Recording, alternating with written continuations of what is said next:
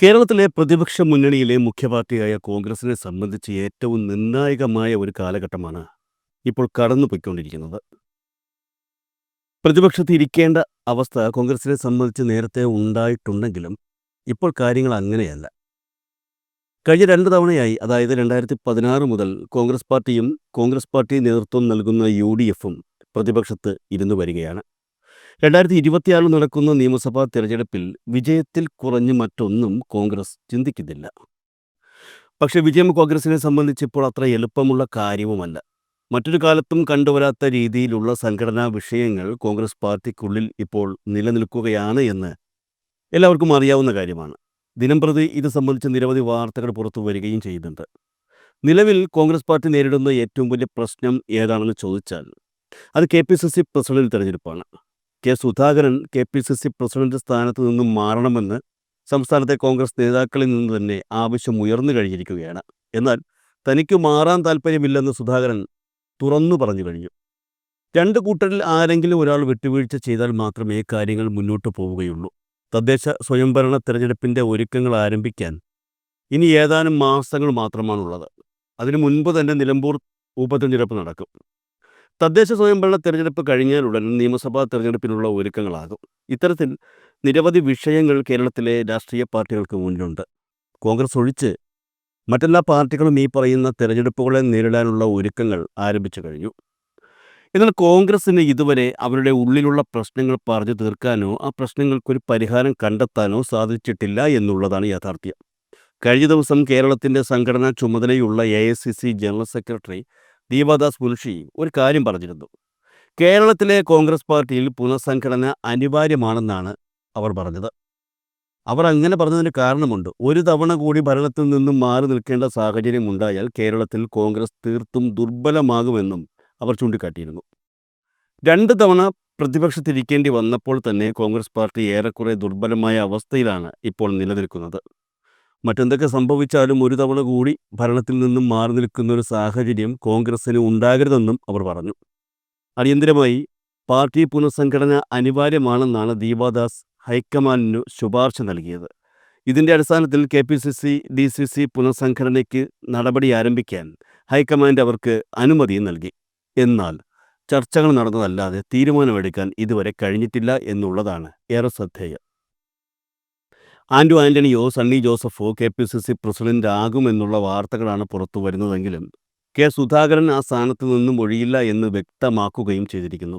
ആകെക്കൊണ്ട് സാധാരണ കോൺഗ്രസ് പ്രവർത്തകർക്ക് തലഭ്രാന്ത് പിടിക്കുന്ന അവസ്ഥയിലാണ് ഇപ്പോൾ കോൺഗ്രസിലെ കാര്യങ്ങൾ.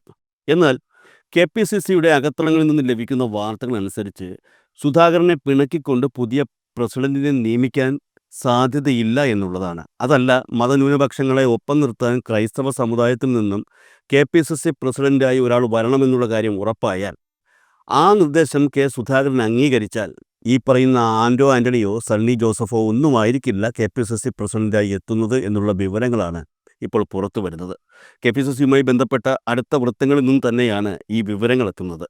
മാധ്യമങ്ങൾ കുറച്ചു ദിവസങ്ങളായി പറയുന്ന ആൻ്റണിയെക്കാളും സണ്ണി ജോസഫിനെക്കാളും മുകളിൽ പ്രവർത്തകരുടെ സ്വാധീനമുള്ള ഒരു വ്യക്തി KPCC പ്രസിഡന്റായി എത്തും എന്നാണ് സൂചനകൾ വ്യക്തമാക്കുന്നത്.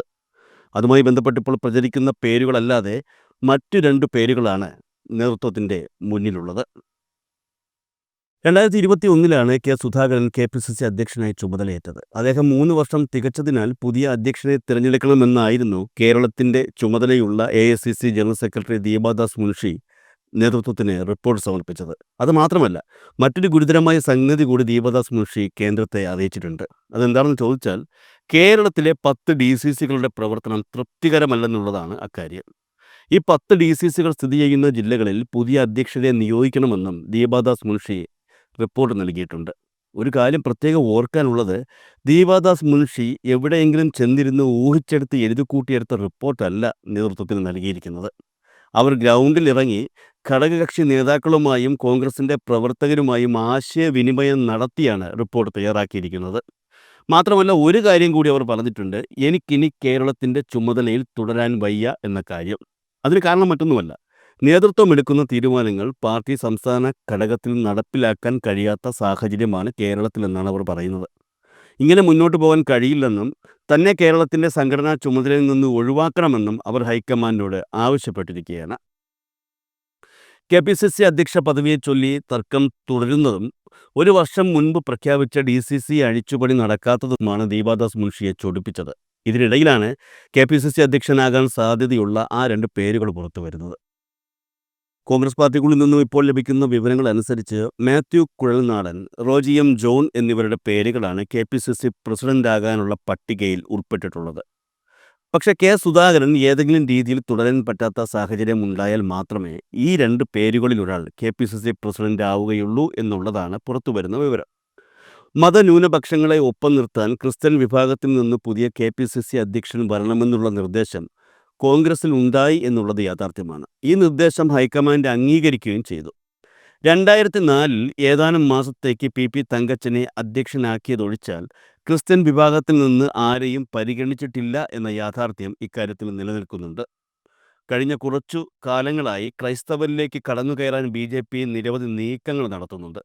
ക്രൈസ്തവ സംഘടനയായ കാസയെ മുൻനിർത്തിക്കൊണ്ട് ബി.ജെ.പി അനുകൂല സമീപനം ക്രൈസ്തവരിൽ വളർത്തിയെടുക്കുകയാണ് സംഘപരിവാർ ഇപ്പോൾ ചെയ്യുന്നത്. പരസ്പരം എതിർപ്പുകൾ ഉയർത്തുന്ന 2 സെമിറ്റിക് മതവിഭാഗങ്ങൾ തമ്മിലുള്ള വൈരത്തെ പരമാവധി മുതലെടുക്കാനും ഈ പറയുന്ന സംഘപരിവാർ ശ്രമിക്കുന്നുണ്ട്. ഒരു വിഭാഗത്തെ ശത്രുതയിലാക്കി മറുവിഭാഗത്തിന് പിന്തുണ കൊടുക്കുന്ന നിലപാടാണ് സംഘപരിവാർ ഇവിടെ സ്വീകരിക്കുന്നത്. ഈ നീക്കത്തെ ചെറുക്കാൻ കോൺഗ്രസ് രംഗത്തിറങ്ങണമെന്നാണ് ദീപാദാസ് മുൻഷി റിപ്പോർട്ടിൽ പറഞ്ഞു വച്ചിട്ടുള്ളത്. ക്രൈസ്തവ വിഭാഗത്തിലേക്ക് കടന്നുകയറി ബി.ജെ.പിയുടെ നേതൃത്വത്തിൽ സംഘപരിവാർ നടത്തുന്ന സ്വാധീന ശ്രമങ്ങളെ ചെറുക്കാനും ലക്ഷ്യമിട്ടായിരുന്നു ദീപാദാസ് മുൻഷി ശുപാർശ നൽകിയതെങ്കിലും ഇതുവരെ ആരും അത് മൈൻഡ് ചെയ്തിട്ടില്ല എന്നുള്ളതാണ് യാഥാർത്ഥ്യം. കെ. സുധാകരന്റെ പിൻഗാമിയായി ആന്റണിയോ സണ്ണി ജോസഫോ എത്തുമെന്നായിരുന്നു മാധ്യമങ്ങൾ പ്രചരിപ്പിച്ചത്. എന്നാൽ ഇതിനെതിരെ വലിയ രീതിയിലുള്ള വിമർശനങ്ങൾ കോൺഗ്രസിൽ നിന്ന് തന്നെ ഉയരുകയായിരുന്നു. അതിൽ പ്രധാനമായും വിമർശനം ഉയർത്തിയത് മുൻ കെ.പി.സി.സി അധ്യക്ഷൻ കൂടിയായ കെ. മുരളീധരനായിരുന്നു. ഫോട്ടോ കണ്ടാൽ ജനങ്ങൾക്ക് മനസ്സിലാകുന്ന ആളാകണം കെ.പി.സി.സി പ്രസിഡന്റ് എന്ന പരാമർശമാണ് പുള്ളിക്കാരൻ നടത്തിയത്. ഇതിനെ അനുകൂലിച്ച് കെ. സുധാകരനും അതുപോലെ ശശി തരൂരുമൊക്കെ രംഗത്തെത്തുകയും ചെയ്തു. കഴിഞ്ഞ ദിവസം മുല്ലപ്പള്ളി രാമചന്ദ്രൻ പറഞ്ഞതുപോലെ കേരളത്തിലെ കോൺഗ്രസിനുള്ളിൽ നാടോടൻ ഗ്രൂപ്പുകൾ ശക്തമായി നിലനിൽക്കുകയാണ്. തങ്ങൾ പിടിച്ച മുയലിന് 3 കൊമ്പ് എന്ന വാശിയിൽ തന്നെയാണ് ഈ ഗ്രൂപ്പുകൾ നിൽക്കുന്നത്. സുധാകരൻ മാറണമെന്നൊരു ഗ്രൂപ്പ്, സുധാകരൻ മാറേണ്ട എന്ന് മറ്റൊരു ഗ്രൂപ്പ്, സുധാകരൻ മാറി വേറൊരാൾ വരണമെന്നൊരു ഗ്രൂപ്പ്, സുധാകരൻ മാറി വേറൊരാൾ വരേണ്ട, പകരം മറ്റൊരാൾ വരണമെന്ന് അടുത്ത ഗ്രൂപ്പ്. ഇങ്ങനെ തലയ്ക്ക് ഭ്രാന്തെടുക്കുന്ന കാര്യങ്ങളാണ് ഇന്ത്യൻ നാഷണൽ കോൺഗ്രസിൻ്റെ സംഘടനാ തലത്തിൽ കേരളത്തിൽ ഇപ്പോൾ നടന്നുകൊണ്ടിരിക്കുന്നത്. അപ്പോൾ പറഞ്ഞു വന്നത് മാത്യു കുഴൽനാടനോ റോജി എം. ജോണോ കെ.പി.സി.സി അധ്യക്ഷ പദവിയിലേക്ക് എത്താൻ സാധ്യതയുണ്ട് എന്നാണ്. കോൺഗ്രസ് നേതൃത്വത്തെ സംബന്ധിച്ച് ഈ 2 പേരുകൾ തന്നെയാണ് മുന്നിൽ നിൽക്കുന്നതെന്നും സൂചനകളുണ്ട്.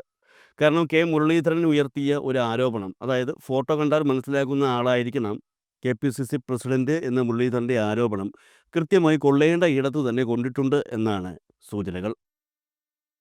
ആന്റണി, സണ്ണി ജോസഫ് എന്നിവരെക്കാൾ എന്തുകൊണ്ടും സാധാരണ കോൺഗ്രസ് പ്രവർത്തകർക്ക് മനസ്സിലാകുന്ന മുഖം തന്നെയാണ് മാത്യു കുഴൽനാടൻ്റേത് എന്ന് കോൺഗ്രസ്സുകാർക്ക് അഭിപ്രായമുണ്ട്.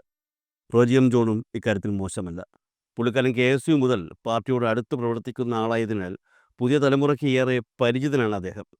ഇക്കൂട്ടത്തിൽ മാത്യു കുഴൽനാടനാണ് സാധ്യത കൂടുതലെന്നും റിപ്പോർട്ടുകൾ പുറത്തു വരുന്നുണ്ട്. കെ.പി.സി.സി നേതൃത്വം പുതിയ അധ്യക്ഷനെ തിരഞ്ഞെടുക്കുകയാണെങ്കിൽ സംസ്ഥാന അധ്യക്ഷ പദവി നഷ്ടമാകുന്ന സുധാകരനെ പ്രവർത്തക സമിതിയിലേക്ക് ഉയർത്തിയേക്കും എന്നുള്ള സൂചനകളും പുറത്തു വരുന്നുണ്ട്. നേതൃത്വത്തിൽ നിന്നു സുധാകരനെ മാറ്റേണ്ടതില്ലെന്ന് കെ. മുരളീധരനും ശശി തരൂരും പരസ്യ നിലപാട് സ്വീകരിച്ചിരുന്നു. കഴിഞ്ഞ ദിവസം കോൺഗ്രസ് ഹൈക്കമാൻഡ് സുധാകരൻ ഡൽഹിയിലേക്ക് വിളിപ്പിച്ച് നടത്തിയ കൂടിയാലോചനയിലാണ് നേതൃമാറ്റ ചർച്ച വീണ്ടും സജീവമാക്കിയത്. കഴിഞ്ഞ വെള്ളിയാഴ്ച UDF യോഗം നിശ്ചയിച്ചിരിക്കെ തലേന്നാണ് സുധാകരൻ ഡൽഹിയിലേക്ക് വിളിപ്പിച്ചത്. കോൺഗ്രസ് അധ്യക്ഷൻ മല്ലികാർജ്ജുൻ ഖാർഗെയുടെ വസതിയിൽ നടന്ന യോഗത്തിൽ രാഹുൽ ഗാന്ധിയും പങ്കെടുത്തു എന്നാണ് സൂചനകൾ. ഉമ്മൻചാണ്ടി അന്തരിക്കുകയും AK ആന്റണി സജീവ നേതൃത്വത്തിൽ നിന്ന് പിന്മാറുകയും ചെയ്ത ശേഷം ക്രിസ്ത്യൻ വിഭാഗത്തിൽ നിന്ന് മുൻനിര നേതാക്കളില്ലാത്തത് പോരായ്മയാണെന്നാണ് ഹൈക്കമാൻഡ് വിലയിരുത്തൽ. എന്നാൽ കെ.പി.സി.സി പ്രസിഡന്റ് സ്ഥാനത്ത് ഇപ്പോൾ ഒരു മാറ്റവും നല്ലതല്ല എന്ന നിലപാടാണ് കെ. മുരളീധരൻ സ്വീകരിച്ചിരിക്കുന്നത്. തിരഞ്ഞെടുപ്പുകൾ അടുത്തു വരുന്ന ഈ സാഹചര്യത്തിൽ കെ.പി.സി.സി നേതൃത്വം മാറിയാൽ അത് കോൺഗ്രസിൻ്റെ പ്രവർത്തനത്തെ സാരമായി ബാധിക്കുമെന്ന് മുരളീധരൻ പറയുന്നുണ്ട്.